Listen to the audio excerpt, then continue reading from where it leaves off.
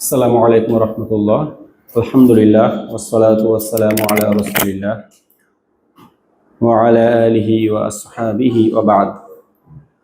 আলহামদুলিল্লাহ, আমরা সিরাতের যে ধারাবাহিক আলোচনা শুরু করেছিলাম বিগত সপ্তাহ থেকে, তো আজকে আমরা কথা বলবো আমাদের যে দ্বিতীয় পর্ব সিরাতে নববীর আলোচনায়। এই পর্বে মূলত আমরা যে বিষয়টা নিয়ে কথা বলবো সেটা হলো যে কোনো শাস্ত্র অধ্যয়নের জন্য কিছু নীতিমালা থাকে, কিছু মূলনীতি থাকে এবং কিছু সতর্কতা থাকে। যেই সতর্কতাগুলো অনুসরণ করা না হলে সেই বিষয় অধ্যয়নে ভালোর চেয়ে মন্দ অথবা উপকারের চেয়ে ক্ষতি বেশি হয়ে যায়। তো আজকে আমরা সিরাতে নববী অধ্যয়নের যে মূলনীতি এবং এখান থেকে উপকৃত হওয়ার যে পদ্ধতি এবং কোন কোন বিষয়গুলো আমাদেরকে এখানে মাথায় রাখতে হবে সেটা নিয়ে আমরা কিছু কথা বলবো ইনশাআল্লাহ। আর বিগত পর্বে আমরা কথা বলেছিলাম যে কেন সিরাত আমাদেরকে জানা উচিত বা সিরাত আমাদের সময়ের সাথে প্রাসঙ্গিক সেটা নিয়ে। তো এক বাক্যে যদি বলি তাহলে বিগত আলোচনার মূল বিষয়টা ছিল যে সিরাত আমাদেরকে জানতে হবে আমাদের সমাজকে বোঝার জন্য, আমাদের সমসাময়িক সমাজকে বোঝার জন্য, আমাদের সমাজের মানুষদেরকে বোঝার জন্য, মানুষের চিন্তা ভাবনা বোঝার জন্য। কারণ কিয়ামত পর্যন্ত সমাজ চেঞ্জ হবে, সময় চেঞ্জ হবে, কিন্তু মানুষের মৌলিক চিন্তা ভাবনা পরিবর্তিত থাকবে। 1400 বছর আগে মানুষের যে মৌলিক চিন্তা ছিল এখনো এবং আরো কিয়ামত পর্যন্ত মানুষের এই মৌলিক চিন্তা একই থাকবে। এই কারণে আমরা দেখি যে ওই সময়ে রাসূল সাল্লাল্লাহু আলাইহি ওয়াসাল্লামকে যেভাবে নিন্দা করা হয়েছে, যেভাবে বিরোধিতা করা হয়েছে, এখনো করা হচ্ছে। হয়তো ভাষাটা পরিবর্তন হয়েছে, কিন্তু তাদের ইন্টেনশন আমরা বলি বা তাদের স্ট্র্যাটেজি কিন্তু সেম আছে। তো সিরাতকে জানার অন্যতম গুরুত্বপূর্ণ কারণ হলো যে বর্তমান সময়, সমাজ, সংস্কৃতি, ভাষা এগুলোর সাথে রিলেট করে আমাদের কর্মপন্থা নির্ধারণ করা, আমাদের শত্রু মিত্র চেনা। তো এটা তখনই আমরা পারবো যখন আমরা উপযুক্ত পন্থায় সিরাতকে জানবো। যেভাবে আমাদের সিরাতকে জানার কথা সেভাবে যদি আমরা জানতে পারি তাহলে আমরা সিরাত অধ্যয়নের যে মূল উদ্দেশ্য সেটা পরিপূর্ণ হবে ইনশাআল্লাহ। এখন আমরা অনেকেই মনে করি যে সিরাত রাসূল সাল্লাল্লাহু আলাইহি ওয়াসাল্লামের জীবনী, এটা হয়তো 8-10 জন যে ঐতিহাসিক ব্যক্তিত্ব যারা ছিল তাদের জীবনীর সাথে অনেক সময় আমরা গুলিয়ে ফেলি এই সেন্সে মনে করি যেটা রচনার ধারাটা হয়তো একই রকম।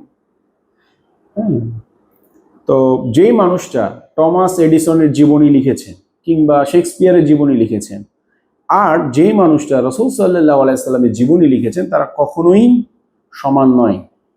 শুধু যে তারা ধর্মীয়ভাবে সমান মানে অসমান বা ভিন্ন তা না, বরং সমস্ত দিক থেকে তাদের আমানতদারিতা যদি আমরা চিন্তা করি, তাদের আমরা মানে মানুষ হিসেবে তাদের সততা, তাদের ন্যায়পরায়ণতা আমরা চিন্তা করি, তাহলে আমরা দেখব যে যে সমস্ত মহামানবেরা রাসূল সাল্লাল্লাহু আলাইহি ওয়াসাল্লামের জীবনী যারা লেখা শুরু করেছেন থেকে শুরু করে এখন পর্যন্ত তারা আলহামদুলিল্লাহ আমানতদারিতা, ন্যায়পরায়ণতা সর্বক্ষেত্রে আর 10 জন জীবনী কারকের চেয়ে ভিন্ন। হ্যাঁ, কিছু কিছু ব্যতিক্রম আছে, অনেক ওরিয়েন্টালিস্ট বা যারা দেখা যাচ্ছে ভেতর ইসলাম বিদ্বেষী তারাও কি করেছে, সিরাত রচনার চেষ্টা করেছে, কিন্তু তাদের ইন্টেনশনটা ভিন্ন ছিল। ইন্টেনশন ছিল মুসলিমদের মধ্যে কি করা, কোনো না কোনোভাবে বিষ ঢুকিয়ে দেওয়া, রাসূল সাল্লাল্লাহু আলাইহি ওয়াসাল্লামের ব্যাপারে বা ইসলামের ব্যাপারে ভুল ধারণা ঢুকিয়ে দেওয়া।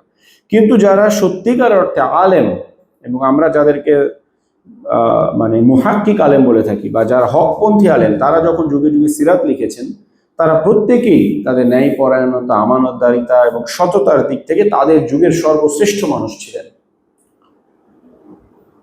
সুতরাং তাদের পক্ষে কখনোই সম্ভব না যে রাসূল সাল্লাল্লাহু আলাইহি ওয়াসাল্লামের ব্যাপারে যাই পেয়েছে তাই লিপিবদ্ধ করেছে, এটা কখনো সম্ভব না।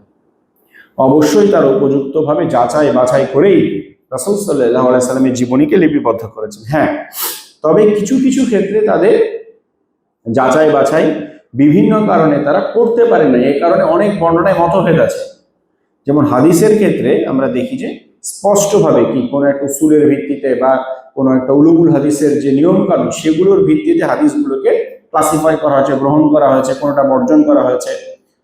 কিন্তু সিরাতের মধ্যে এরকম অনেক ঘটনা পাওয়া যায় যেগুলো স্পেসিফিকভাবে একমত হওয়া যায়নি। যেমন একটা ঘটনা যদি বলি, যে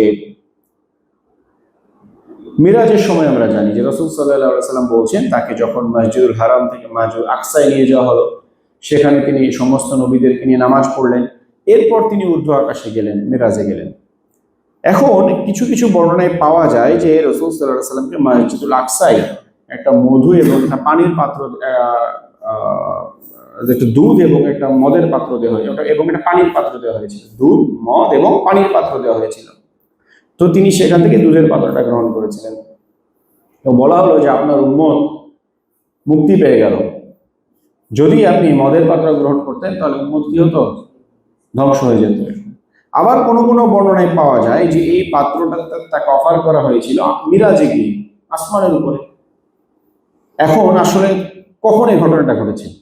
তো এরকম ছোটখাটো বর্ণনার দিকে যদি আমরা তাকাই তাহলে দেখবো যে অসংখ্য মতভেদ রয়েছে, কিন্তু এগুলো মেজর কোনো ইস্যু না আমাদের আকীদার জন্য, আমাদের আমলের জন্য মেজর কোনো ইস্যু না। এজন্য যেটা বললাম যে কিছু বিষয়ে দ্বিমত রয়েছে, কিন্তু অধিকাংশ বিষয় আমাদের যে সিরাত যারা লেখক ছিলেন যুগে যুগে, তারা এটাকে যাচাই বাছাই করে তারা লিপিবদ্ধ করেছে। সুতরাং কোনোভাবেই রাসূল সাল্লাল্লাহু আলাইহি সাল্লামের জীবনীকে আর 10টা মানুষের জীবনীর সাথে মেলানোর কোনোই সুযোগ নেই। এখন সাধারণ ইতিহাসের সাথে দেখবেন যে আপনাকে যদি আমাদের বলা হয় যে আপনি ভারতীয় উপমহাদেশে ইসলামের ইতিহাস পড়েন, কিংবা 500 বছর আগে আপনি আফ্রিকার ইসলামের ইতিহাস পড়েন, দেখবেন যে খুব বেশি কিন্তু আমরা আমাদের লাইফের সাথে রিলেট করতে পারবো না ইতিহাসটাকে, বা আমাদের সময়ের সাথে আমরা এটাকে রিলেট করতে পারবো না। মনে হবে ঠিক আছে, একটা তথ্য জানলাম 500 বছর আগে আফ্রিকা ইসলাম কেমন ছিল, কিন্তু রাসূল সাল্লাল্লাহু আলাইহি সাল্লামের জীবনকে শুধুমাত্র ইতিহাস হিসেবে ফোকাস যখনই আমরা করব, তখনই কিন্তু আমরা সিরাতের মূল উদ্দেশ্য থেকে বিচ্ছিন্ন হয়ে যাব। কারণ এটা এমন একটা জীবন যে এই জীবনটা কি আমাদের উম্মতের লাইফের প্রত্যেকটা স্টেজে, প্রত্যেকটা সময় এটা আমাদেরকে কিছু না কিছু গাইডলাইন অবশ্যই দিচ্ছে। সুতরাং যখনই আমরা রাসূল সাল্লাল্লাহু আলাইহি সাল্লামের জীবনকে আর 10 জন মানুষের জীবনের সাথে বা একটা ইতিহাসের সাথে তুলনা করবো, হ্যাঁ সিরাত তো একটা ইতিহাস, ঠিক আছে, তখন এটার অর্থ হলো যে রাসূল সাল্লাল্লাহু আলাইহি সাল্লামের যে সামগ্রিক শিক্ষা, এটাকে আমাদের জীবন থেকে বিদায় করে দেওয়ার একেবারে প্রথম ধাপটা অতিক্রম করে ফেলে। এই জন্য কোনোভাবেই সিরাতকে কেবলমাত্র ইতিহাস হিসেবে বিবেচনা করার কোনোই সুযোগ নাই আমাদের। সিরাত এটা মোর দ্যান হিস্ট্রি, কেবলমাত্র ইতিহাস না। এজন্য আমাদের আরেকটা ভুল ধারণা হলো যে সিরাত বোধহয় কেবল রাসূল সাল্লাল্লাহু আলাইহি ওয়াসাল্লামের জীবন, তুমি সারা জীবন কি করেছে না করেছে, একটা ঘটনা, কোনটার পর কি করেছে, কোনটার পর কি করেছে। কিন্তু সিরাতের অন্তর্ভুক্তের এর চাইতে অনেক বেশি কিছু। সিরাতের আলোচনা শুরু হয় রাসূল সাল্লাল্লাহু আলাইহি ওয়াসাল্লামের জন্মের বহু আগে থেকে, এবং সিরাতের আলোচনার মধ্যে চলে আসে অধিকাংশ কিতাবগুলোতে যদি আমরা দেখি তাহলে দেখব ইব্রাহিম আলাইহিস সালামের সময় থেকে সিরাতের আলোচনা শুরু হয়। কারণ কি?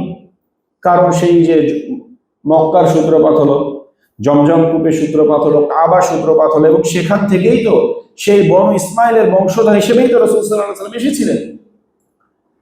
তার মানে সমগ্র সিরাতের আলোচনা যদি আমরা বলতে যাই, এটা অনেক বিশাল একটা টপিক, এবং কোন একক বই থেকে কেউ বলতে পারবে না যে এই একটা বই যেটা থেকে আমরা কি করলাম সমগ্র সিরাত আমরা শিখে ফেলতে পারবো। এর মধ্যে আসবে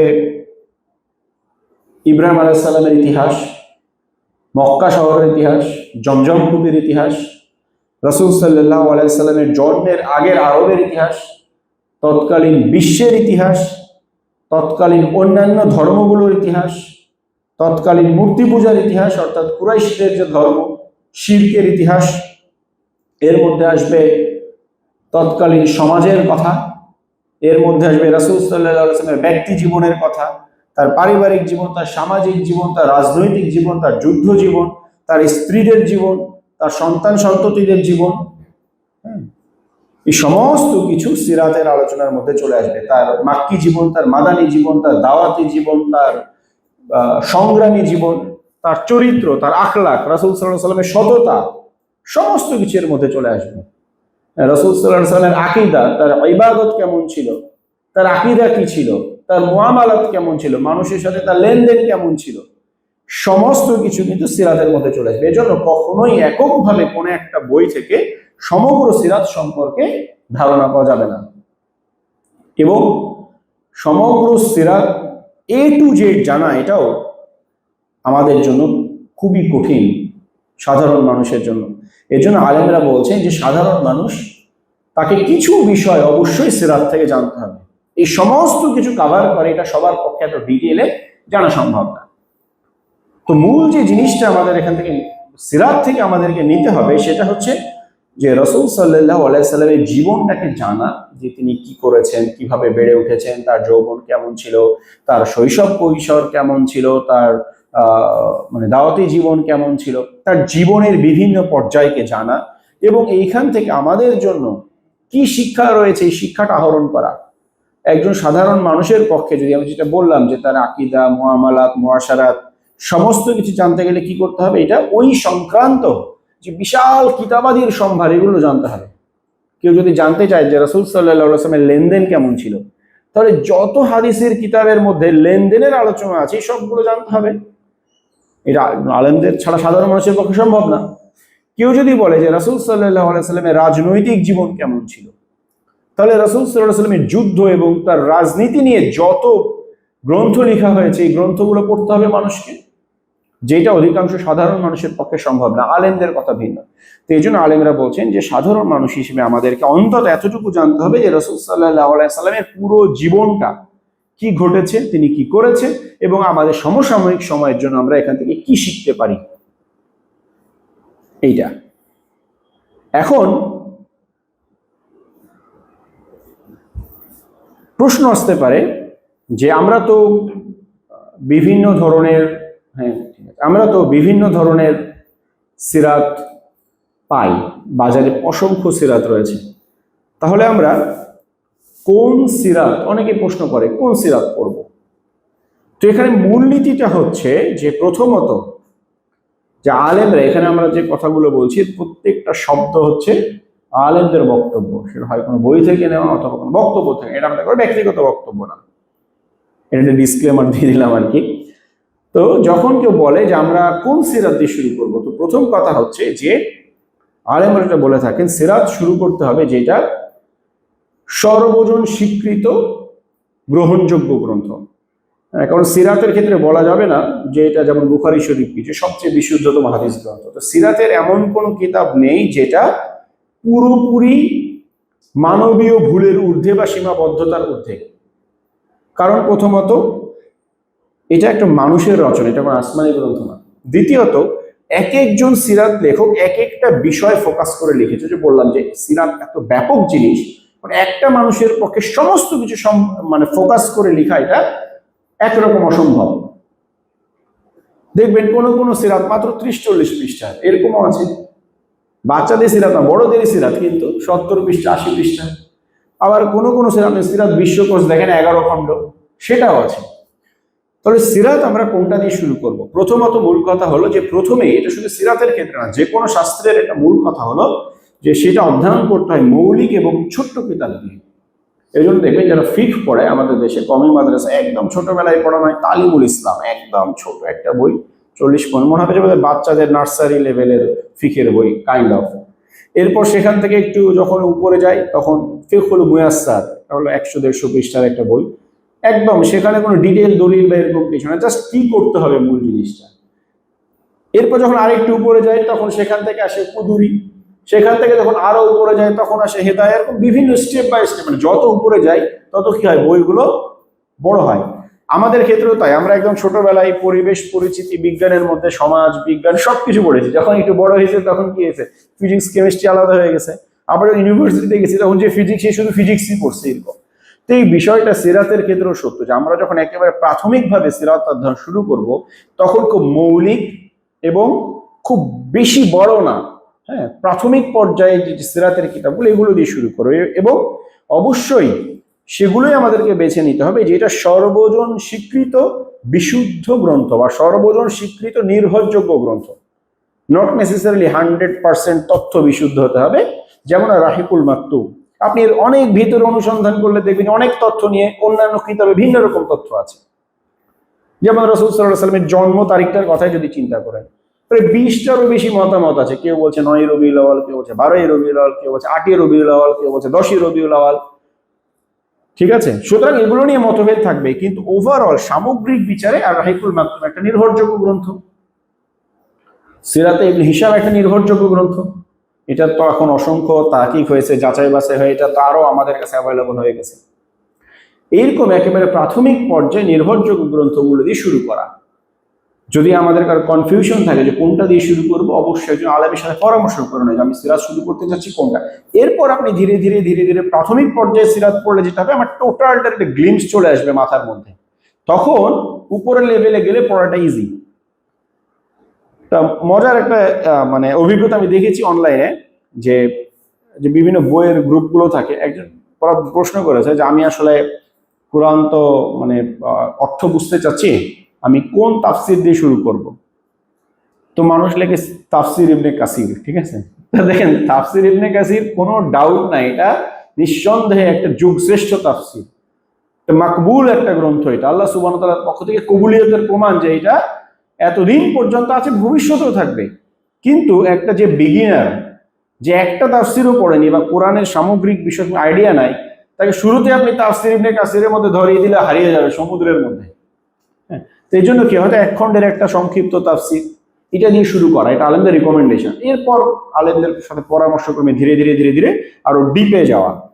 তো সিরাতের ক্ষেত্রেও তাই, যে প্রাথমিকভাবে আমরা যেটা করবো, এটা এই মানে আমার আগে প্ল্যানের মধ্যে ছিল না, বাট বলে ফেললাম, অনেকেই প্রশ্ন করে এটা যে কোন সিরাত দিয়ে শুরু করব। তো সেটা হচ্ছে সামগ্রিক বিচারে নির্ভরযোগ্য এবং সংক্ষিপ্ত একটা গ্রন্থ দিয়ে শুরু করা। আরেকটা বিষয় হচ্ছে যে অবশ্যই কোন মুসলিম আলেমের লেখা সিরাত দিয়ে শুরু করা, মুসলিম আলেমের লেখা সিরাত দিয়ে শুরু করা। প্রশ্ন হতে পারে যে অনেক তো বড় বড় মুসলিমরা তো সিরাত নিয়ে অনেক সুন্দর সুন্দর কথা লিখেছেন, রাসূল সাল্লাল্লাহু আলাইহি ওয়াসাল্লামের জীবনকে অনেক সুন্দরভাবে তুলে ধরেছেন। হ্যাঁ, আমরা অনেক সময় রেফারেন্সও দিই, অমুক ব্যক্তি তো এটা বলেছে, অমুক ব্যক্তিদের টপ 100 এর মধ্যে আল্লাহ রাসূলকে রেখেছেন, এগুলো আমরা রেফারেন্স দিই মানে মুসলিমদেরকে কনভিন্স করার জন্য। কিন্তু সমস্যাটা কোথায়? কেন আমাদেরকে রাসূল মানে আলেমদের লেখা বা মুসলিম আলেমদের লেখা, মুসলিম মনীষীদের লেখা সিরাত দিয়ে আমাদের সিরাত পড়া শুরু করা উচিত? কারণ এখনকার সময় যারাই সিরাত লিখবে তাদেরকে কি করতে হবে? পূর্ববর্তী যুগের সিরাতের সহায়তা নিতে হবে, অবশ্যই নিতে হবে। কারণ এখনকার থেকে বলতে পারবে না যে আমরা সিরাত সরাসরি স্বপ্নে পেয়েছি, আর তাবেঈদের সাথে তো প্রশ্নই নাই, 1400 বছর পার হয়ে গেছে। অবশ্যই তাকে আগের কোনো সোর্স থেকে সিরাত নিতে হবে। আর প্রথম যারা লেখা শুরু করেছিলেন তাবেঈরা, তারা সরাসরি কি করেছেন? সাহাবীদের কাছ থেকে সিরাত নিয়েছেন। আর সাহাবীরা তো সিরাতের বাস্তব ক্যারেক্টার, তাদের পুরো জীবনটাই সিরাতের মধ্যে চলে গেছে না আল্লাহ রাসূলের সাথে। তো দেখেন তাবেঈরা যখন রাসূল সাল্লাল্লাহু আলাইহি ওয়াসাল্লাম সাহাবীদের কাছ থেকে সিরাত লিপিবদ্ধ করেছেন, তারা আরবি ভাষায় লিপিবদ্ধ করেছেন। এই কারণে সমস্ত প্রাচীন, একেবারে প্রাচীনতম সিরাতের কিতাবগুলো সবগুলোই কিসে লেখা? আরবিতে সংকলিত। এর কিছু আমাদের কাছে আছে, কিছু হারিয়ে গেছে। এখন নতুন করে যারা কেউ যদি চিন্তা করে যে আমি একেবারে প্রাচীনতম সোর্স থেকে সিরাত লিখবো, তাকে আরবি সোর্সে ফিরে যেতে হবে। এবং এইখানেই হচ্ছে একটা বড় সড়ো গিট্টু আছে, যে ইসলাম এর বিশুদ্ধতা মেনটেন করা হয়েছে সনদের মাধ্যমে। ইসলামের একটা খুব ইউনিক একটা জিনিস হলো সনদ। দেখেন আপনি বলতে পারবেন না যে এখনকার সময়ে ধরেন কেউ এসে মনে করে নিউটনের একটা থিওরিকে ভুল প্রমাণ করলো, ওকে কেউ জিজ্ঞাসা করবে না তুমি কোন বিজ্ঞানীর কাছ থেকে শিখছো, তুমি কোন বিজ্ঞানীর কাছ থেকে শিখছো, তুমি কোন বিজ্ঞানীর কাছ থেকে শিখছো। ও যদি প্রমাণ করতে পারে সায়েন্স দিয়ে এক্সপেরিমেন্ট করে, তাহলে এটা অ্যাকসেপ্টেড হতে পারে। কিন্তু ইসলামের বিশুদ্ধতাটা এত মৌলিক একটা বিষয়, এখন কেউ যদি এসে কোনো ক্লেম করে আমি এটা শুনেছি, তাকে বলা হবে তুমি এটা কোথায় পেয়েছো, তুমি কার কাছ থেকে শিখেছো? তাকে বলা হবে দেখো সে কার কাছ থেকে শিখেছে। এবং এই সনদের মাধ্যমে আল্লাহ সুবহানাহু ওয়া তাআলা ইসলামকে কিয়ামত পর্যন্ত হেফাজত করবেন। এবং এটা এমন একটা টুল যে আল্লাহ তাআলা যে বলছেন যে আমি কোরআনকে নাযিল করতে আমি হেফাজত করব, কোরআন বলেন, হাদিস বলেন, আল্লাহ রাসূলের জীবনী বলেন, এই সনদের মাধ্যমে এটা হেফাজত হবে। সুতরাং বর্তমান সময়ে যারাই সিরাত লিখতে যাবে, ওই সনদের থ্রুতে কি করতে হবে? ইনফরমেশন গুলো সনদ পার করে করে করে আসতে হবে। কিন্তু একজন ওরিয়েন্টালিস্ট, একজন প্রাচ্যবিদ যখন সিরাত লিখবে, দেখবে সে কিন্তু মূল অ্যারাবিক সোর্সে যেতে পারবে না। তাকে কি করতে হবে? আরো যেসব শাখা প্রশাখা থেকে আরো হয়তো 10টা ওরিয়েন্টালিস্টের বই নিয়ে এসে বসবে। কারণ স্বাভাবিকভাবেই তার কাছে ইবনে হিশামের অথেন্টিসিটি বা তার গ্রহণযোগ্যতার চাইতে আরেকজন অমুসলিমের গ্রহণযোগ্যতা তার কাছে বেশি মনে হবে।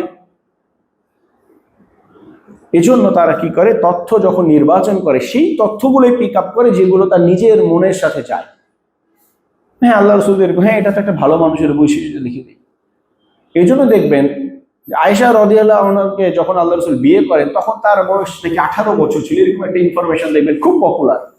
এবং এটা যারা একটু হীনমন্যতায় ভোগে এরকম মুসলিমরা খুব পিক আপ করে এটা, এবং এটাতে প্রমাণ, তোমরা বলো 6 বছর বয়সে আয়েশা বিয়ে হয়েছে, দেখো 18 বছর বয়সে বিয়ে হয়েছে আয়েশা রাদিয়াল্লাহু আনহা। অথচ বুখারীর স্পষ্ট হাদিস যে আয়েশা রাদিয়াল্লাহু আনহা যখন আগ হয় আল্লাহ রসুলের সাথে তখন তার বয়স 6 বছর। এটা একটা প্রমাণ। 18 বছরের তথ্যটা কোথেকে আসলে ওরিয়েন্টালিস্টদের সিরাত থেকে তথ্যগুলো এসেছে। কারণ ও তো 6 বছরটা নিতে পারতেছে না, ও মানতে পারছে না কিভাবে 6 বছরে ইসলামী নবী বিয়ে করতে পারে। তো চুজ অ্যান্ড পিকটা বুঝতেছেন, ওই ইনফরমেশন নিয়েছে কোনটা, 18 বছরে যেটা ভালো লেগেছে সেটা। আবার যুদ্ধের মধ্যে খোঁজ নিয়ে দেখবেন অনেক জায়গায় সে কিছু বিষয় অস্বীকার করে বসে। খায়বার যুদ্ধের মধ্যে যখন ইহুদিরা দুর্গে আশ্রয় নিল, তো দুর্গ থেকে বের হচ্ছে না, আর ওদের দুর্গগুলো ছিল ধরেন প্রায় 1 বছরের মতো রসদ ওরা মজুদ ছিল ভিতরে। তখন আল্লাহ রসুল কি বলেন, দুর্গের মধ্যে কামান মারো। তখন বলতো মিনজানিক, তখনকার কামান তো এখনকার মতো কামানের মতো ছিল না। ওই যে আমরা ছোটবেলায় দেখতাম যে কাঠের পাটাতনের মধ্যে লোহার বল লাগানো থাকতো না, চাকু দিয়ে একজন মারতো বল চলে যেত, তো ওটা বলতো মিনজানিক। তো আল্লাহ রসুল বলছে মিনজানিক মারো দেওয়ালের মধ্যে, তাহলে কি হবে, মানে ওই দুর্গ ছিদ্র হবে, তখন ওখান দিয়ে আমরা ঢুকবো। তখন সাহাবীরা ইয়া রাসূলুল্লাহ, ওখানে তো ওদের নারী শিশুরা আছে ওইখানে, ওরা তো আল্লাহ রসুল কি যুদ্ধ নীতি ছিল নারী শিশুদেরকে কোনো ক্ষতি করা যাবে না, তো ওখানে নারী শিশু আছে। তখন আল্লাহ রসুল বলছে হুম মিন হুম, তারা ওদের অন্তর্ভুক্ত, ঠিক আছে, তারা ওদের অন্তর্ভুক্ত। এবং মিনজানিক মারা হলো, দুর্গ দখল করা হলো, এবং নারী শিশুদেরকে স্বাভাবিকভাবে গনিমত হিসেবে নিয়ে আসা হলো। এইটা সে মানতে পারতেছে না, কিভাবে একটা নারী শিশু এখানে আছে, ওখানে কেন কামান মারা হবে, ও ওইটা নিতে পারতেছে না। অথচ এটা ফ্যাক্ট, এটা মারা হয়েছিল এবং তাদেরকে বন্দি করা হয়েছিল। এ থেকে অনেকেই দেখবেন যে অনেক প্র্যাকটিসিং মুসলিম কিন্তু মেনে নিতে পারতেছে না, কিভাবে নারীদেরকে গনিমত হিসাবে বন্দি করা হচ্ছে, কিভাবে সম্ভব এটা। হ্যাঁ, আমরা ওই যাচ্ছি না, বাট এরকম আর কি মেনে নিতে পারে না অনেকে। আপনি দেখেন সাফিয়া রাদিয়াল্লাহু আনহার বিষয়টা দেখেন, হুয়াই বিন আখতাব ছিল তার বাবা, বনু নাজিরের অনেক বড় নেতা এবং সবচেয়ে বড় কলকাঠি নাড়তো আর কি খাইবারে বসে মুসলিমদের বিরুদ্ধে, ইহুদি। তো যখন খাইবার ইয়ে হলো, জয় করা হলো, হুয়াই বিন আখতাবকে মৃত্যুদণ্ড দেওয়া হলো। সাফিয়া রাদিয়াল্লাহু আনহার হাজবেন্ড যে ছিল, নামটা আমি ভুলে গেছি এই মুহূর্তে, তাকে মৃত্যুদণ্ড দেওয়া হলো। তাহলে দেখে মানুষ বলে যে একটা মহিলা তার বাবাকে মৃত্যুদণ্ড দেওয়া হলো, স্বামীকে মৃত্যুদণ্ড দেওয়া হলো, ওই মহিলা কি কখন একটা পুরুষকে মেনে নিতে পারবে মন থেকে স্বামী হিসেবে? আল্লাহ রসুলের কথা বলে। এবং তাদেরকে দেওয়া হয়েছিল তাদের নিজেদের শত্রুতার কারণে, নিজেদের শয়তানির কারণে। তো বলে যে আল্লাহ রসুল নিশ্চয়ই জোর করে মেয়েকে বিয়ে করেছে, নাহলে কিভাবে তার স্বামী এবং বাবাকে হত্যা করলো, মৃত্যুদণ্ড দিল, আর এই মহিলা হাসতে হাসতে বিয়ে করে নিল। এই যে কোশ্চেন গুলো, এই যে কনফিউশন গুলা, এইগুলো কেবল বাড়তেই থাকবে যদি আবার ওরিয়েন্টালিস্টদের সিরাতের দিকে তাকায়। কারণ দেখবেন ওরা হয়তো কিছু জিনিস স্কেপ করতে পারবে না এত অথেন্টিক ভাবে প্রমাণিত, কিন্তু এটার এমন একটা ব্যাখ্যা দিবে যেটা ইসলামের পুরো কনসেপ্টটাই এরকম না, আসলে পুরো ধারণাটাই হয়তো গনিমতের ভিন্ন একটা ব্যাখ্যা দিয়ে দিল, মনে করেন গনিমত মানে নেয়, গনিমত মানে নেয় পরায়ণতা, সামথিং কিছু একটা এরকম। অনেক ইয়ার মধ্যে আমরা দেখি যে ধরেন আবাবিল, এরকমও কিছু কিছু তাফসির আছে যে আবাবিল শব্দের ব্যাখ্যা করেছে বসন্ত রোগ, না, যে বলে যে কি আল্লাহ তাআলা যখন আবাবিল পাঠিয়েছে, মানে পাখি পাঠিয়েছে, মানে আল্লাহ একটা রোগ পাঠিয়েছিল, মূলত ওই রোগের কারণে ওরা হাতির বাহিনী ধ্বংস হয়ে গেছে। এটা কোনো পাখি কোনো পাথর ফেলে না, ওরা ওরা তো ভাবতেই পারে না একটা পাখি একটা ছোট্ট পাথর ফেলে কিভাবে এত বড় বাহিনীকে ধ্বংস করতে পারে। তো ওরা কি করে ঘুরিয়ে বেঁচে ব্যাখ্যা করে যে আবাবিল হচ্ছে একটা রোগের নাম, কোনো একটা বসন্ত রোগ, কুষ্ঠ রোগ কিছু একটা পাঠিয়েছিল। ইসরা এবং মিরাজ কিভাবে সশরীরে গেল, ওরা বিশ্বাসই করতে পারে না, বলে এটা স্বপ্নের মাধ্যমে হয়েছিল। স্বপ্নের মাধ্যমে তো আমিও অনেকবার মহাকাশে গেছি, না এটা তো অসম্ভব কিছু না, আমিও বিভিন্ন দেশে গেছি, আমরা মনে হয় সবাই কোনো না কোনো সময় স্বপ্নে বাংলাদেশের বাইরে আমরা ঘুরে আসছি কখনো না কখনো। এটা অবাক করার কিছু না। এবং এই মানে সংজ্ঞাগুলা তাদের কাছে কনভিন্সিং, তারা বিশ্বাস করে না এই কি যে এইরকমই কিছু একটা হয়তো ঘটেছিল। তো অরিয়েন্টালিস্টদের সিরাতের বড় সমস্যা হলো তারা ওই ইনফরমেশনগুলো আমাদেরকে দিবে যেটা তারা তাদের ওই সীমিত চিন্তায় তারা এবং ওই সেকুলার বা মানে ইসলামের যে মানে থট ফ্রেম, এই ফ্রেমের ভেতরে তোরা চিন্তা করতে পারে না।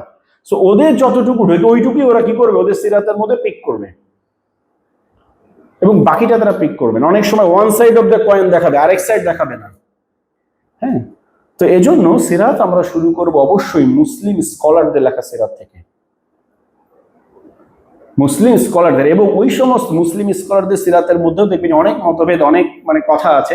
তো যেটা সাধারণভাবে সর্বজন স্বীকৃত, নির্ভরযোগ্য এবং বিশুদ্ধ সিরাত গ্রন্থ এবং মুসলিম আলিমদের লেখা সিরাত গ্রন্থ, এরকম দিয়ে শুরু করা। এবং যদি অরিয়েন্টালিস্টদের সিরাত পড়তেই হয় অত্যন্ত সচেতনতার সাথে পড়া এবং মানে একটা পর্যায়ে গিয়ে পড়া, এমন না যে মানে যে পর্যায়ে গেলে আমি বুঝতে পারবো যে কোন জায়গাগুলোতে আমাকে সচেতন হতে হবে, কোন জায়গাগুলো দেখলেই যেন আমার মাথা হিট করে এখানে কি আছে, কোনো না কোনো একটা সমস্যা মনে হচ্ছে, ওই ওই লেভেলে যাওয়ার আগ পর্যন্ত অরিয়েন্টালিস্টদের সিরাত না পড়া। এবং পড়লেও অবশ্যই কোনো না কোনো আলেমের সাথে, কোনো স্কলারের সাথে ডিসকাস করে পড়া, যে এটা এরকম মনে হচ্ছে, এটা আসলে এরকম কেন হচ্ছে, বা যারা সিরাতের বিষয়ে অভিজ্ঞ জ্ঞান রাখে তাদের সাথে আলোচনা করে পড়া। এখন এই যে ধারাটা সিরাত রচনার, যে ইসলামের গায়েবী বিষয়গুলো বা ইসলামের মৌলিকত্ব, দেখি কিছু বিষয় আমরা ব্যাখ্যা করতে পারবো না। কিভাবে পাখি একটা বাহিনীকে ধ্বংস করলো এটা কিন্তু আমরা ব্যাখ্যা করতে পারবো না। কিভাবে ইসলাম মিরাজ হলো এটা আমরা ব্যাখ্যা করতে পারবো না। তো এই যে মানে যে বিষয়গুলো আমরা আমাদের পঞ্চ ইন্দ্রিয় দিয়ে বুঝতে পারি বা অনুমান করতে পারি, এর বাইরে এই গায়েবী জগৎটাকে, ইসলামের একটা কিন্তু গায়েবী জগতের একটা বড় স্থান আছে ইসলামে। হ্যাঁ, ইসলাম কিন্তু অনেক কিছু আমাদেরকে গায়েব হিসাবে বিশ্বাস করতে বলে এবং এটাও আমাদের ইমানের অংশ। হ্যাঁ, অনেকেই বলে কি যে ইসলাম তো আল্লাহ রাসূল বলছে যে এটা তো দিন রাতের মতো পরিষ্কার, তাহলে অবশ্যই সবকিছুর অনুসন্ধান আমি করতে পারবো, খুঁজে অবশ্যই এটার একটা সমাধান আছে। কিন্তু নাই, কিছু জিনিস আল্লাহ সুবহানাহু ওয়া তাআলা নিজের কাছে রেখে দিয়েছে। এজন্য দেখেন যে ইমানের বিশ্বাসের একটা সূরা বাকারার একদম শুরুতে না একটা শর্তই করা হয়েছে গায়েবের উপরে বিশ্বাস করা। এখন যদি এই গায়েবের বিশ্বাসটাকে মুসলিমদের আকীদা থেকে বিচ্ছিন্ন করে দেওয়া যায়, তাহলে কিন্তু ইসলামের একটা বড় অংশ থেকে মুসলিমরা বিচ্ছিন্ন হয়ে যাবে।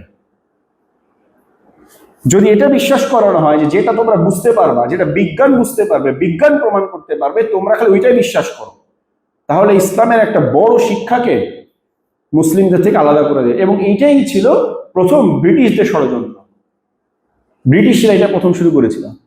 যখন ভারত উপমহাদেশেরা শাসন করত বা সারা পৃথিবীতে একসময় শাসন করেছে, তো ওই সময়ে আপনার পুরো মুসলিম বিশ্বের ইন্টেলেকচুয়াল অথরিটি ছিল আজহার ইউনিভার্সিটির স্কলারদের কাছে। হ্যাঁ, আজহার ইউনিভার্সিটির স্কলাররা সাধারণত যে কোনো বিষয়ে ওপিনিয়ন দেওয়া বা ফতোয়া, এই বিষয়গুলোতে একটা বুদ্ধিবৃত্তিক নেতৃত্ব ছিল তাদের হাতে। তো তারা চিন্তা করলো যে আজহারের স্কলারদেরকে বা কিছু মানুষকে যদি আমরা কি করতে পারি, ডিভিয়েট করতে পারি, তাহলে আমাদের কাজটা ইজি হয়ে যাবে। তো যেভাবেই হোক না কেন, ছলে বলে কৌশলে হোক, লোভ দেখিয়ে হোক, লাল যে কোনো ভাবেই হোক, কিছু মানুষকে তারা তাদের এই চিন্তাটা পুশ করতে সক্ষম হলো যে ইসলামকে গায়েবী জগৎ থেকে বের করে নিয়ে এসে আমাদের দৃশ্যমান জগতের মধ্যে ব্যাখ্যা করতে বলো। যা কিছু দেখো এর আলোকে ব্যাখ্যা করো, যা আমরা দেখতে পাই না এটা কি ঘুরিয়ে পেঁচিয়ে, যে বললাম আবাবিলকে বসন্ত রোগ বলে দিছে। কারণ কি, ও তো বুঝতে পারতেছে না যে পাখি কিভাবে একটা বাহিনীকে ধ্বংস করতে পারে। এবং তখন থেকে কিন্তু এই যে তাফসির লেখা শুরু হলো মুসলিম চিন্তাবিদদের দিয়ে। একটা তো অরিয়েন্টালিস্টরা নিজেদের মতো লিখছে, মুসলিম চিন্তাবিদদের মধ্যেও কিন্তু তখন থেকে তাফসির লেখা শুরু হলো এবং তাফসিরের ধারার একটা মানে ডেভিয়েন্ট একটা ধারা শুরু হয়ে গেল। সুতরাং বর্তমান সময়েও কিন্তু এই তাফসিরগুলো এক্সিস্ট করে। সুতরাং কোন মুসলিম নাম দেখলে আমরা সাথে সাথে পড়ে নিব, এটা আসলে সত্য না। এবং দুঃখের বিষয় হচ্ছে ইসলামিক ফাউন্ডেশন থেকে এরকম কিছু তাফসির অনুবাদ হয়েছে। আমি তো কিনে নিয়ে আসছিলাম অনেক আগে, ভাবলাম যে ইসলামিক ফাউন্ডেশন থেকে, এবং ইসলামিক ফাউন্ডেশনের এখনকার সময় না, সেই স্বর্ণ যুগে এটা অনুবাদ হয়েছে। তার মানে অবশ্যই এটা ভালো বই। যখন ইসলামিক ফাউন্ডেশন থেকে ইবনে কাসিরের বই অনুবাদ হতো, হ্যাঁ, ইমাম তাবারির বই অনুবাদ হতো, সেই স্বর্ণ যুগে এই বইটা অনুবাদ হয়েছে। পরে আমি নিয়ে আসার পরে শুনলাম, আমি একটা ছবি দিয়েছিলাম ফেসবুকে যে বইটা আজকে পারচেস করলাম, এটার ব্যাপারে আপনাদের ওপিনিয়ন বা সামথিং। তখন মদিনা ইউনিভার্সিটিতে পড়ে এক ভাই, সে আমাকে ইনবক্স করলো যে ভাই এই রাইটার তো ওরিয়েন্টালিস্ট। হ্যাঁ, আপনি পড়েন, বাট এটা মাথায় রেখে পড়বেন, রাইটার ওরিয়েন্টালিস্ট। পরে আমি পড়তে যেয়ে দেখলাম যে বিভিন্ন জায়গায় আমার কি লাগছে, খটকা লাগছে, মানে এটা তো এরকম না, বা অন্য সিরাত গুলোতে এটা বলছে না। এবং সে রাইটারের নামে কিন্তু মোহাম্মদ আছে। ঠিক আছে, চিন্তা করেন, মানে তার নামের মধ্যে মোহাম্মদ আছে, ইসলামিক ফাউন্ডেশন থেকে অনুবাদ হয়ে আসছে, কিন্তু পড়তে গেলে দেখবেন অনেক জায়গায় খটকা লাগছে। ঠিক আছে, তো এটা হলো বিষয়, যে যেটা বলতেছিলাম, যে তারা যখন এই সিরাত রচনার এই ধারাটা পুশ করলো, তখন তারা চিন্তা করলো কয়েকটা বিষয়। একটা বিষয় তারা ফোকাস করলো, যে গায়েবী জগৎকে আমাদের জানা জগৎ থেকে বিচ্ছিন্ন করে ফেলা, ইসলামের গায়েবী বিষয়গুলোকে ঘুরিয়ে পেঁচিয়ে ব্যাখ্যা দেওয়া। আরেকটা বিষয় তারা কি করলো, যে রাসূল সাল্লাল্লাহু আলাইহি ওয়াসাল্লামের, দেখবেন এই যে যত ওরিয়েন্টালিস্টদের কথাবার্তা দেখবেন রাসূল সাল্লাল্লাহু আলাইহি ওয়াসাল্লাম নিয়ে কমন একটা বিষয় আছে, যে এরা রাসূল সাল্লাল্লাহু আলাইহি ওয়াসাল্লাম কত বড় চরিত্র মাধুর্য ছিলেন, কত বড় নেতা ছিলেন, কত বড় মানে সমাজ সংস্কারক ছিলেন, এগুলা তাদের মেইন ফোকাস। আল্লাহ রাসূলের লিডারশিপ নিয়ে প্রচুর বই লেখা হয়েছে, অমুসলিমরা লিখেছে প্রচুর বই। কিন্তু অমুসলিমরা দেখবেন আল্লাহ রাসূলের রিসালাত নিয়ে কয়টা বই লিখেছে, উনি যে আল্লাহ রাসূল, উনি যে আল্লাহর নবী, এগুলো নিয়ে লেখা নাই। এখন বলতে পারেন তো অমুসলিম ভাই রিসালাতে বিশ্বাস করলে তো নবীই হইতো, তাই না? কিন্তু তারা অনেকে জানে যে যারা আল্লাহ রাসূলের লাইফ নিয়ে গবেষণা করেছে, তারা অবশ্যই একটা না একটা পর্যায়ে, যদি সে সিনসিয়ারলি গবেষণা করে, শত্রুতা নিয়তে করলে আলাদা কথা, সিনসিয়ারলি গবেষণা করলে বুঝতে পারবে যে এই মানুষটা আল্লাহ রাসূল। কিন্তু এটা নিয়ে তাদের কোনো কথা নাই, মানে তাদের ভাবখানা এমন যে আল্লাহ রসুল একটা সমাজ সংস্কারক ছিলেন। না, গান্ধীর একটা জীবনী লিখছে, আল্লাহ রসুলের জীবনী লিখছে। গান্ধী কি সমাজ সংস্কারক? কাইন্ড অফ, সেও সমাজ সংস্কারক। বুদ্ধ কি করছে? বাড়ি থেকে পালিয়ে গেল, সে নতুন কিছু সন্ধান চায়, নির্বাণা লাভ করলো সেই গাছের নিচে বসে পূর্ণিমা রাত, তখন থেকে তো বোধি পূর্ণিমা আসছে, পূর্ণিমা রাতে গাছের নিচে বসে কি স্রষ্টার সন্ধান লাভ করলো, সে সত্য ধর্মের সন্ধান পেলো। হ্যাঁ, আমি কাউকে ছোট করে কথা বলতেছি না, বাট আমি যে কম্প্যারিজনটা আমি দেখাচ্ছি। রাসূল সাল্লাল্লাহু আলাইহি ওয়াসাল্লাম কি এরকম? অনেকেই দেখবেন এরকম মনে করে হেরা গুহায় গেছে সমাজ সংস্কারের ধারণা নিয়ে আসছে। না, আল্লাহ রাসূল হেরা গুহা থেকে সমাজ সংস্কারের ধারণা নিয়ে আসে নাই। এইটা একদম মৌলিক ফান্ডামেন্টাল পয়েন্ট। আল্লাহ রাসূল রিসালাত নিয়ে আসছে, নবুয়াত নিয়ে আসছে, এবং ওই সমাজ সংস্কার ছিল এইটার আফটার ম্যাথ। রিসালাতকে বাস্তবায়ন করতে গিয়ে সমাজ সংস্কার করতে হয়েছে, কিন্তু সমাজ সংস্কারের বাণী নিয়ে আসে নাই। ফেরেশতা এসে বলে নাই যে তোমাকে সমাজ সংস্কারের দায়িত্ব দেওয়া হইলো, এটা বলে নাই। কিন্তু যারা অরিয়েন্টালিস্ট বইগুলো লেখে দেখবেন তার অনেক কথা লেখে আল্লাহ রসুলের ম্যানেজারিয়াল স্কিল, এটা আমরাও বলি, আল্লাহ রসুলের ম্যানেজারিয়াল স্কিল নিয়ে আমিও অনেক কথা বলি পার্সোনালি, কিন্তু এটা তার রিসালাতের মূল ফোকাস না। রিসালাতের মূল ফোকাস হচ্ছে যে আল্লাহ সুবহানাহু ওয়া তাআলা তিনি নবী এবং রাসূল, এবং আল্লাহ সুবহানাহু ওয়া তাআলার পক্ষ থেকে যে দ্বীন তিনি নিয়ে আসছেন, এই দ্বীনকে প্রচার করা এবং বাস্তবায়ন করা জমিন, এটাই হলো পুরো সিরাতের মূল ফোকাস, আল্লাহ রসুলের জীবনের মূল ফোকাস। কিন্তু যখন আমি নবুয়াত এবং রিসালাতকে বাদ দিয়ে সব নিয়ে গবেষণা করতেছি, আল্লাহ রসুল কিভাবে মানুষকে টিচিং করতেন, কিভাবে মানুষের ভুল সংশোধন করতেন, কিভাবে মানুষের সাথে কথা বলতেন, হ্যাঁ দেখবেন আল্লাহ রসুল কিভাবে মানুষের কথা বলে, এটা নিয়ে অনেক গবেষণা হয়েছে। ওই যে সম্পূর্ণ ঘুরে কথা বলা, হ্যাঁ এরকম অনেক, আল্লাহ রসুল 3 বার করে কথা বলতেন, কথার মাঝখানে গ্যাপ রাখতেন, প্রত্যেকটা শব্দ স্পষ্ট করতেন। এগুলো নিয়ে দেখবেন অনেক পাবলিক স্পিকিং, অনেক জায়গায় এগুলো রেফারেন্স দেওয়া হয় না, অনেক অমুসলিমদের কোর্সেও দেখবেন এসব বলা হয় যে আল্লাহ রসুলের এইভাবে উনি কথা বলতেন, এইভাবে উনি মানুষকে লিড করতেন, এভাবে উনি ম্যানেজ করতেন। কিন্তু এগুলা সবই আমাদের বাই প্রোডাক্ট। আমাদের মূল যে জিনিসটা মাথায় রাখতে হবে সিরাত পড়ার সময়, যে আমি এটা পড়ছি লিডারের জীবনী না, একটা ম্যানেজারের জীবনী না, বা একটা সমাজ সংস্কারের জীবনী না, আমি এটা পড়ছি আল্লাহ নবী এবং রাসূলের জীবনী। ওগুলো সবই আসবে তার মানে ক্যারেক্টারিস্টিক হিসেবে, কিন্তু তার মূল যে জিনিসটা মাথায় রাখতে হবে সেটা হলো আল্লাহ নবী এবং রাসূলের জীবনী। তারা কি করে দেখেন, এই জিনিসটা যখন বিচ্ছিন্ন করে ফেলতে পারবে আমাদের মাথা থেকে, তখন আমি যতই সিরাত পড়েন হেদায়েত কিন্তু আমরা পাবো না, কারণ আমাদের ফোকাস তো রিসালাতের দিকে না, ফোকাস তো নবুয়তের দিকে না। মোটিভেশন, রাইট, আমাদের মোটিভেশনের তো এখন অভাব নাই না, মোটিভেশনাল স্পিকার। তা আমরা মোটিভেশনাল স্পিকার হয়ে যাবো তখন। ধরেন অনেক কিছু শিখাইতে পারবো আল্লাহ রসুলের জীবন থেকে, দেখেন ভাই এভাবে, এটা ভাবে, এভাবে শেখার আছে, এগুলো অবশ্যই গুরুত্বপূর্ণ। বাট ওই যে একটা কথা আছে না, যে আপনি 10টা জিরো দিলেন, হ্যাঁ কোনো ভ্যালু নাই, আগে একটা 1 দিয়ে দেন, ওটাতে 1 কোটি হয়ে যাবে বা 10 কোটি হয়ে যাবে, কিছু একটা হবে না। 1 লক্ষ জিরো বসেন, ওটার কোনো ভ্যালু নাই, সামনে শুধু একটা 1 দিয়ে দেন, দেখেন যে সংখ্যাটা বিশাল হয়ে যাবে। এটাও আসলে তাই, উদাহরণটা এমন যে আপনি খালি নবুয়াত এবং রিসালাতে ঈমান আনেন, বা সিরাত পড়ার সময় নবুয়াত এবং রিসালাতকে আপনি সামনে রাখেন, সবকিছু আমাদের চলে আসবে সামনে। আর এই পয়েন্টটাকে বাদ দিয়ে যতই কিছু আমরা অনুসন্ধান করার চেষ্টা করি না কেন, আখেরে কি হবে, আমাদের লাইফে আমরা এখান থেকে উপকৃত হতে পারবো না। কিছু বুদ্ধিবৃত্তিক চর্চা হবে, এটা তো অন্য গল্পের বই পড়লেও হয় বা অন্য মানুষের জীবনী পড়লেও হয়। নেলসন ম্যান্ডেলার জীবনী পড়লে অনেক ভালো ভালো জিনিস খুঁজে পাবে না। 27 বছর একটা কারাগারের মধ্যে বন্দী, চিন্তা করছেন কোন লেভেলের ডেডিকেশন তার মধ্যে। উনি তো মাঝখানে মুসলেকা দিয়ে চলে আসতে পারতো, ক্ষমা চেয়ে মাপ চেয়ে চলে আসতে পারতো না, করে নাই। সেদিন আমি একটা ডকুমেন্টারি দেখছিলাম, তো ওখানে দেখলাম যে উনি যখন 27 বছর পর জেল থেকে বের হয়েছে, তখন তো সাউথ আফ্রিকার প্রেসিডেন্ট। তো প্রেসিডেন্ট হওয়ার পর আবার সে ওই আয়না ঘরে গেছে আর কি, ঠিক আছে, মানে দেখতে, যেখানে তাকে 27 বছর আটকে রাখা হয়েছিল, সেই ভিআইপি প্রোটোকল দিয়ে, মানে চারদিকে তাকে স্যালুট ট্যালুট দিয়ে পুলিশ টুলিশ ঘিরে। তো আপনি দেখেন, ও যখন 27 বছর ওর মধ্যে ছিল, তখন ওর যে ফিলিংস আর এখন যে দেখতে যাচ্ছে, ওর কি ফিলিংস এক হবে? ও তো যাচ্ছে ভিআইপি প্রোটোকল নিয়ে, ঠিক আছে। আবার আরেক ওই একই একটা ডকুমেন্টারি আর কি ম্যান্ডেলার বায়োগ্রাফির উপরে, তো ওখানে দেখলাম যে ওবামা হচ্ছে দেখতে গেছে ওই জায়গাটা, হ্যাঁ, যে কোন জায়গায় কোন সেলের মধ্যে একটা নির্জন দ্বীপে সে 27 বছর বন্দী ছিল। তো ম্যান্ডেলা ওখানে যে ওবামাকে ঘুরে ঘুরে দেখাচ্ছে কোন সেলেও থাকতো, কোন জায়গায় সে ঘুমাইতো ফ্লোরের মধ্যে, হ্যাঁ, ছোট্ট একটা এতটুকু জানালা ছিল, ওটা দিয়ে কেবল সে আকাশ দেখতে পাইতো, ঠিক আছে। তো ধরেন ওরা পুরো সেল ঘুরে ঘুরে দেখতেছে। তো এই যে দেখেন, অনেক মোটিভেশন আছে কিন্তু এগুলোর মধ্যে। আপনি তার ম্যান্ডেলার বায়োগ্রাফির মধ্যেই দেখবেন অনেক সুন্দর সুন্দর কোট আছে, অনেক সুন্দর সুন্দর ঘটনা আছে। তার সে কি করলো, প্রেসিডেন্ট হওয়ার সবাইকে মাফ করে দিল। মানুষ ভাবতে পারে মক্কা বিজয়ের পরে তো আল্লাহ রসুল মাফ করে দিয়েছিল না, মানে আপনি এই দিকগুলা মেলাইতে চাইলে আপনি অসংখ্য কিছু মিলাতে পারবেন। তো সিরাতকে যখন আমরা পড়বো, তখন এখান থেকে যদি আমরা সর্বোচ্চ উপকৃত হতে চাই, তাহলে যে জিনিসটা আমাদের মাথার উপরে রাখতে হবে সেটা হলো আল্লাহর নবী এবং রাসূলের জীবনী আমরা পড়ছি। এই বিষয়টা আমাদেরকে সবার আগে মাথার মধ্যে গেঁথে নিতে হবে। এবং এই চিন্তাটা থেকে আমাদেরকে দূরে সরিয়ে দেওয়ার অন্যতম একটা মানে ফলাফল ছিল যে যুগ যুগ ধরে ব্রিটিশরা কি করেছে, আমাদের মাথার উপরে চেপে বসেছিল। যখনই মানে ওহির সাথে কানেকশন বিচ্ছিন্ন হয়ে যাওয়া মানেই হলো আমাদের মুসলিম জাতিকে শোষণের পথ উন্মুক্ত করে দেওয়া। ডক্টর আব্দুল্লাহ জাহাঙ্গীর রাহিমাহুল্লাহ একটা খুব সুন্দর কথা বলতে, এই যারা হাদিস অস্বীকার করে না, বলে কোরআনই আমাদের জন্য, কেন করে এটা?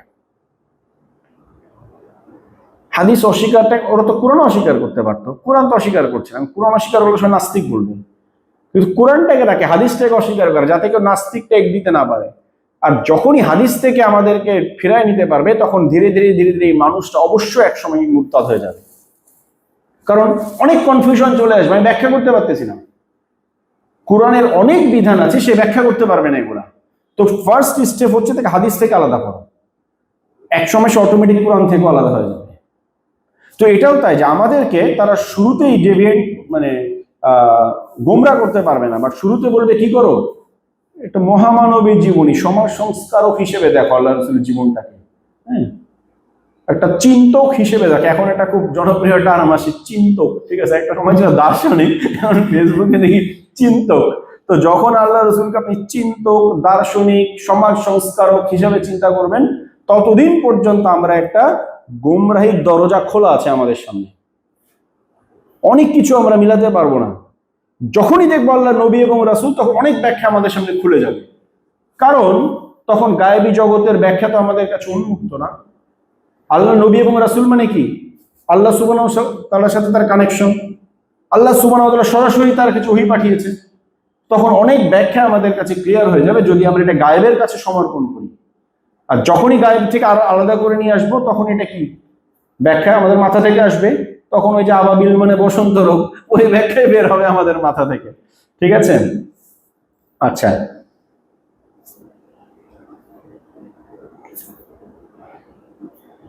আরেকটা বিষয় গুরুত্বপূর্ণ, সেটা হচ্ছে যে সিরাত যখন আমরা পড়বো, তাহলে রূপরেখাগুলো আমি যদি একটু করি, একটা হচ্ছে যে সিরাত যখন পড়া শুরু করব, সর্বপ্রথম আমরা মুসলিম, আমি একটু সামারি করছি জিনিসগুলা, মুসলিম স্কলারদের লেখা সিরাত পড়বো এবং সর্বজন স্বীকৃত নির্ভরযোগ্য সিরাত গ্রন্থ দিয়ে শুরু করবো। অসংখ্য আছে, রাহিকুল মাকতুম আছে, সিরাত ইবনে হিশাম আছে, আরো অনেকগুলো সিরাতের গ্রন্থ। তারপর হচ্ছে আপনার আসলে অধিকাংশ সিরাতের নামই কিন্তু সিরাতুন নবী, এই কারণে রাইটারের নাম না বললে আসলে আসে না। মাওলানা ইদ্রিস কান্দলবী রাহমাতুল্লাহ আলাইহি লেখা একটা দারুণ একটা সিরাতের গ্রন্থ আছে, অসংখ্য পাওয়া যাবে। ডক্টর আলী সাল্লাবির লেখা সিরাতটা খুবই জনপ্রিয় এবং one of the most authentic একটা বই। এরকম অসংখ্য, এগুলো দিয়ে আমরা শুরু করব পড়া। দ্বিতীয় এবং লিস্ট বানিয়ে শেয়ার করতে পারেন। ওকে, ইনশাল্লাহ আমি শেয়ার করবো, ইনশাল্লাহ ইনশাল্লাহ আমি স্টেপ বাই স্টেপ শেয়ার করার চেষ্টা করবো যে একদম বিগিনিং এ কোনটা দেন কোনটা ইনশাল্লাহ। এবং দ্বিতীয় বিষয়টা হচ্ছে যে এই বইগুলো যখন শুরু করব সবার আগে আমার মাথায় রাখতে হবে যে আমি আল্লাহর নবী এবং রাসূলের জীবনে আমি পাঠ করছি। সুতরাং তার নবুয়াত এবং রিসালাতের মেসেজটা আমার জীবনে ধারণ করা, এটা হলো আমার মূল মানে কি বলে এটাকে, মানে মূল মেসেজ আমি আমার জীবনে ধারণ করব। আমি যে সিরাতটা পড়লাম, ধরো আমি বইটা পড়ছি, আমি বইটা থেকে কি নিব? আমি অনেক কিছু নিতে পারি। আমি নিব হলো যে তিনি আল্লাহ রাসূল এবং নবী এবং তার নবুয়াত এবং রিসালাতের ব্যাপারে তিনি কি বলে গেছেন সেই বিষয়টা আমি নিব এবং সেটা আমার জীবনে বাস্তবায়ন করার চেষ্টা করব। মোদ্দা কথা আমি একজন ভালো মুসলিম হওয়ার চেষ্টা করব আকীদা এবং আমলে।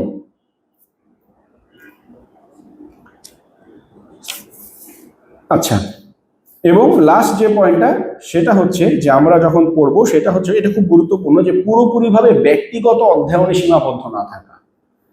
যদি সম্ভব হয় যেখানে কনফিউশন হবে কি কোনো একজন স্কলারের সাথে পরামর্শ করা। অনেক সময় হতে পারে যে আমার কোনো স্কলারের সাথে পরিচয় নাই বা স্কোপ নাই, অন্তত আপনার আরেকজন ফ্রেন্ড বা বড় ভাই বা কারো না কারোর সাথে কানেক্টেড থাকে যেই সিরাত সম্পর্কে ভালো জানে বা যে সে সিরাত পড়েছে, বা আপনাকে সে একটা গাইডলাইন দিতে পারবে। এইটা নিদেন পক্ষে মানে সবকিছুই যেখানে আমি আটকে যাবো সবকিছু আমার মনের মতো ব্যাখ্যা দিয়ে আমি বের করে করে করে করে সামনে আগাবো, এটা হবে না। হয় আলেমদের সাথে মানে টাচে থেকে পড়া, অথবা যিনি আমাকে গাইড করতে পারবে এরকম কোনো মানুষের সাথে টাচে থেকে পড়া। এবং লাস্ট যে কথাটা বলবো সেটা হচ্ছে যে মানে সিরাত পড়া, কিন্তু সাধারণ মানুষ হিসেবে সিরাত থেকে কোনো ঘটনার প্রমাণ বা মানে ফিক উদ্ভাবন না করা। যেমন যেটা বললাম যে খায়বারের যে ঘটনাটা, হুম মিন হুম, যে এইটা রেফারেন্স দিয়ে অনেকে কি করে যে যেই জায়গায় অমুসলিম আছে কিছু, মানে অমুসলিমদের মধ্যে ধরেন কিছু কালপ্রিট আছে, কিছু নিরীহ অমুসলিম আছে, সেই সব জায়গায় আমরা অমুসলিমদেরকে আক্রমণ করতে পারি। ওই যে আল্লাহ রসুল বলেছে খায়বারের মধ্যে হুম মিন হুম, ওখানে তো নারী শিশু ছিল না, সাহাবীরা তো বলছে যে ওখানেও তাহলে নারী শিশু আছে, কিভাবে মারবো? আল্লাহ এরাও এদের অন্তর্ভুক্ত, তার মানে এরাও এদের অন্তর্ভুক্ত, তার মানে ওখানে যে মেরে আসো। তো দেখেন, অথচ পুরোপুরি কিন্তু কনটেক্সটের চিন্তা করলে যে ডিপোর্টেড টোটাল যুদ্ধ হচ্ছে ওখানে, অলরেডি খায়বারের কয়েকটা দুর্গ জয় হয়ে গেছে, ওরা পালায় যে নারী শিশুদের দুর্গের মধ্যে ঢুকছে। কনটেক্সটটা চিন্তা করেন, মানে একটা দুর্গ ছিল নারী শিশুদের, ওরা সমস্ত দুর্গ থেকে বিতাড়িত হয়ে জীবনের ভয় নারী শিশুদের দুর্গের মধ্যে ঢুকছে। এখন ওকে বের করবেন কিভাবে? কামানটা না মারলে।